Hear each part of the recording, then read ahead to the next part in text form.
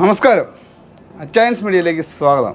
ഇന്ന് ഞാൻ നിൽക്കുന്നത് എൻ്റെ സ്വന്തം ഗ്രഹത്തിലാണ്. അന്നേരം എന്തുകൊണ്ടാണ് ഇവിടെ നിൽക്കുന്നതെന്ന് വെച്ച് കഴിഞ്ഞാൽ ഒരു സന്തോഷ വാർത്തയുണ്ട്. ഞാൻ പാലക്കാട് പോയപ്പം സന്തോഷേട്ടൻ്റെ അവിടുന്ന് ഒരു ഇൻക്യുബേറ്റർ വാങ്ങിച്ചു.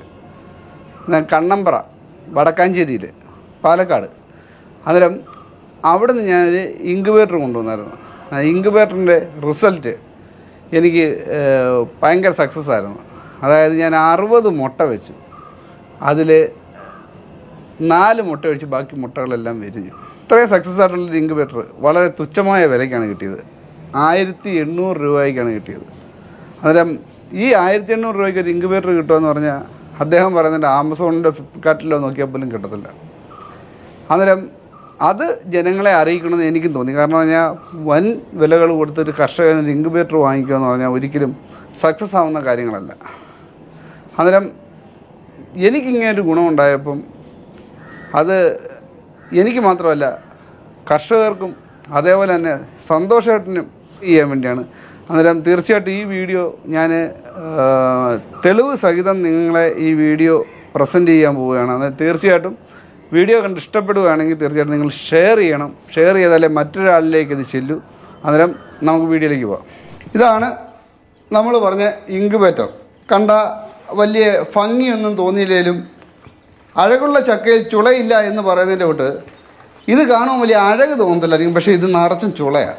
കാരണം നമ്മൾ ചെയ്യുന്ന ഒരു കാര്യം നമ്മൾ 21 ദിവസം കാത്തിരുന്നതിൽ മുട്ട വിരിയുമ്പോൾ അതിനകത്ത് 90%, 99% ഒക്കെ വിജയം കണ്ടെത്തുമ്പം അതാണ് നമ്മുടെ മനസ്സിലെ അഴക്. അന്നേരം നമുക്ക് തുറന്ന് കാണാം. വേണ്ട, അത് വിരിയാത്ത മുട്ട എത്ര ഉണ്ടെന്ന് ഞാൻ കാണിച്ചു തരാം. ഒരാൾക്ക് എന്തോ ഒരു നീ അമുങ്ങിപ്പോയാന്ന് പറഞ്ഞാൽ ഒരാൾക്ക് എന്തോ ഒരു ചരുവുണ്ട്. ബാക്കി വിരിയാത്ത മുട്ടകളെന്ന് പറഞ്ഞാൽ 2, 3, 4 മുട്ട ഉള്ളെന്നാണ് എൻ്റെ വിശ്വാസം. അഴുക്ക് മുട്ടകളൊക്കെ ഞാൻ 2 ദിവസമായിട്ട് വിരിഞ്ഞത് കൊണ്ട് ഞാൻ മാറ്റിയായിരുന്നു. 4 മുട്ടയുള്ളൂ വിരിയാത്തത്. പിന്നെ എനിക്ക് എന്തെങ്കിലും ഒരു പരാജയമായിട്ട് തോന്നിയിട്ടുള്ളതാണ്ട് ഈ ഒരു കുഞ്ഞ് മാത്രം. അയാൾക്കും കുഴപ്പമൊന്നുമില്ലെന്ന് തോന്നുന്നു. ഒരു ചെറിയൊരു ചരിവ് പോലെ തോന്നുന്നു, പക്ഷേ കുഴപ്പമൊന്നുമില്ല. അതേ ഉള്ളൂ. എനിക്ക് ബാക്കിയുള്ളവരെല്ലാം നല്ല ചുണക്കുട്ടികളായിട്ടിരിക്കുന്നത്. എൻ്റെ ജീവിതത്തിൽ ആദ്യമായിട്ടാണ് ഇൻക്യുബേറ്റർ വെച്ച് കോഴിക്കുഞ്ഞിനെ വിരിയിക്കുന്നതും. അതേപോലെ ഇതിനെ എന്ത് ചെയ്യണമെന്ന് എനിക്ക് ഇപ്പോഴും അറിഞ്ഞുകൂടാ. ഞാൻ അദ്ദേഹത്തെ തന്നെ വിളിച്ച് വേണം ബാക്കി കാര്യങ്ങൾ ചെയ്യാൻ. അദ്ദേഹം പറഞ്ഞതനുസരിച്ച് ഞാനിവിടെ ഒരു തകരം കൊണ്ടുവന്ന് റൗണ്ട് ചെയ്തിട്ടുണ്ട്. ഇനി ആ തകരത്തിലേക്ക് നമുക്കിത് എണ്ണി മാറ്റാം. ഞാൻ കള്ളം പറയുമെന്നോ അല്ലയോ നിങ്ങൾക്ക് അന്നേരം മനസ്സിലാവും. ഇതിപ്പം 4 ഉണ്ട്. 4,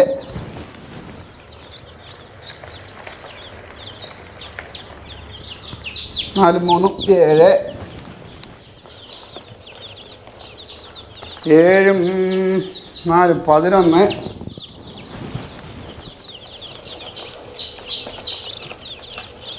14, 4, 14, 4 എത്രയായി? 18, 18, 4, 22, 22,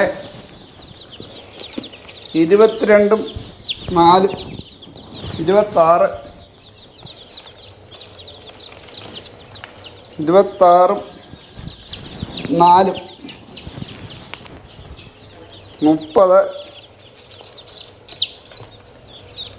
26, 26, 4, 30, 30, 4, 34, 34, 4, 38, 38, 4, 42, 42, 4, 46, 46,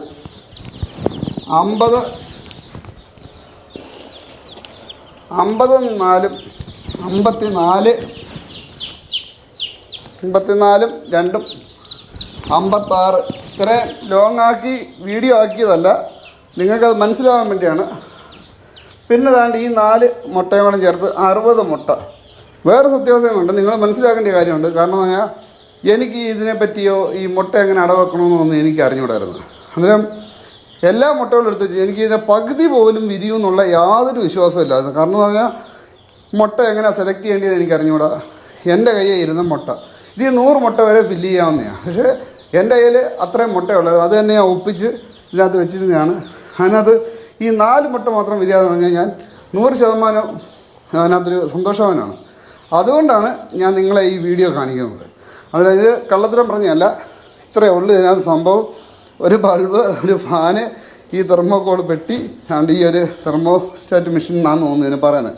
അത് ഇതും പിന്നെ അതാണ്ട് ഈ അഡ്രസ്സ് വേണമെങ്കിൽ ഒന്ന് കണ്ടോ. സന്തോഷ്,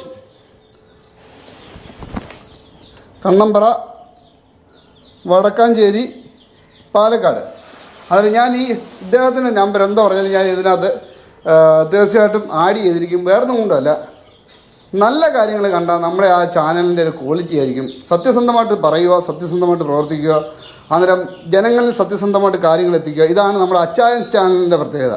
അന്നേരം വീഡിയോ കണ്ട് ഇഷ്ടപ്പെടുകയാണെങ്കിൽ തീർച്ചയായിട്ടും സബ്സ്ക്രൈബ് ചെയ്യാൻ മറക്കരുത്, ഫോളോ ചെയ്യാൻ മറക്കാതിരിക്കരുത്. അതേപോലെ വീഡിയോ ഇഷ്ടപ്പെട്ടാൽ ഷെയർ ചെയ്യുക, ലൈക്ക് ചെയ്യാനും മറക്കരുത്. അടുത്ത വീഡിയോ കാണുന്നവരെ ഗുഡ് ബൈ.